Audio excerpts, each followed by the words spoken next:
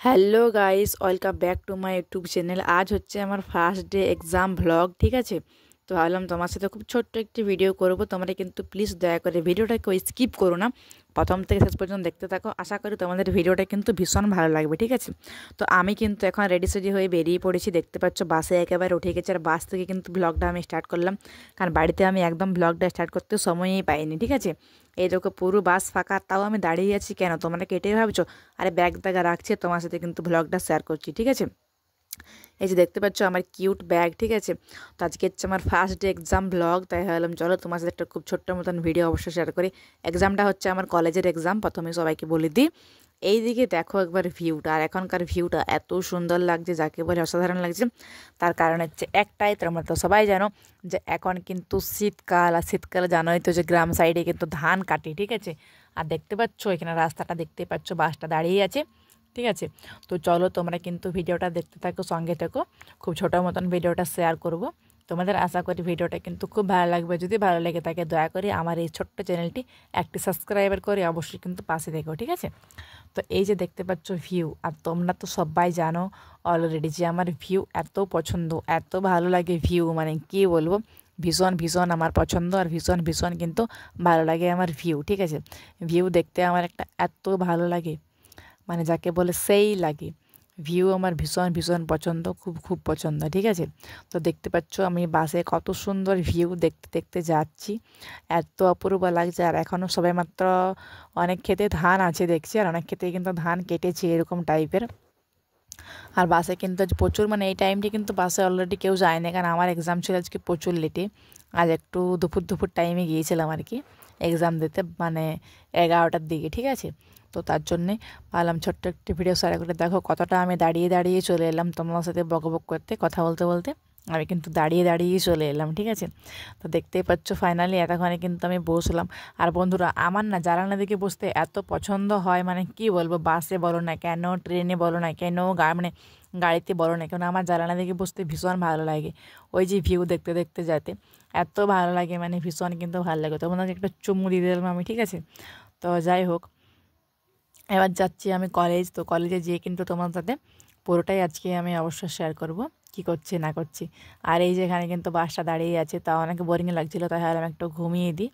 তো সেরকম আর কি নাটক করছিলাম। যাই হোক, তো আজকে এই ভিডিওটা হতে চলেছে খুব ইন্টারেস্টিং গাইস। নেক্সট ব্লগ কিন্তু আসছে আরও মজাদার। আজকে ভিডিওটা কিন্তু ছোট্ট করব, নেক্সট ভিডিও কিন্তু নিয়ে আসছি খুব একটা লম্বা মতন একটা ভিডিও নিয়ে আসছি তোমার সাথে বকবক করতে, কথা বলতে, একটু আড্ডা, একটু মজা নিয়ে। ফাইনালি কিন্তু আমি পৌঁছে গেছি কলেজে, তোমরা তো দেখতেই পাচ্ছ। এই যে কলেজটা তোমরা তো দেখতেই পাচ্ছ। আচ্ছা, আমি কোন কলেজে পড়ি তোমরা কে কে জানো অবশ্যই বলো তো, কমেন্টে ফটাফট জানাও তো, ঠিক আছে। আর এই যে কলেজে চলে এসেছি। আর আজকে তো অনেকের এক্সাম চলছে, তো কলেজে এসেই আমি ক্যান্টিন চলে এসেছি। ক্যান্টিনে খাবার দিচ্ছে, কারণ আমাকে তো খাবার খেতেই হবে। আর আমি যেহেতু প্রসাদ বুঝি, আমি নিরামিষ খাবার খাই, বাইরে একটু অসুবিধা হয়ে যায় বন্ধুরা, কিন্তু কী আর করবো তোমরাই বলো, ঠিক আছে।